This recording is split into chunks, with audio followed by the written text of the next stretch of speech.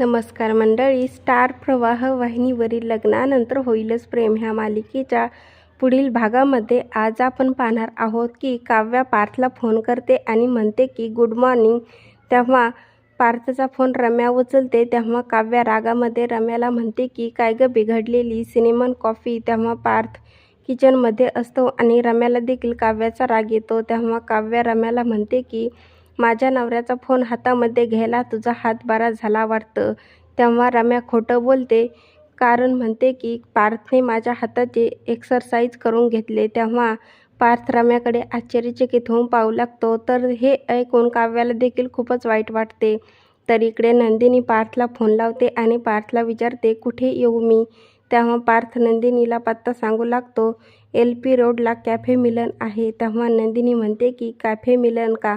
तेव्हा त्या दोघांचं बोलणं काव्या चोरून ऐकत असते. तेव्हा काव्या जीवाला फोन लावते आणि म्हणते की आता नंदिनी ताईला आणि पार्थला फोनवर बोलताना ऐकलं.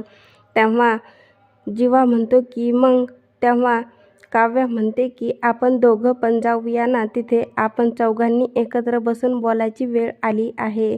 जे काही होईल ते होईल. तेव्हा जीवा देखील काव्याच्या मताशी सहमत होतो. आता पुढील येणाऱ्या भागामध्ये जीवा आणि काव्या नंदिनी आणि पार्थचा पाठलाग करत कॅफेपर्यंत जाणार का हे पाहणं खूपच रंजक ठरणार आहे.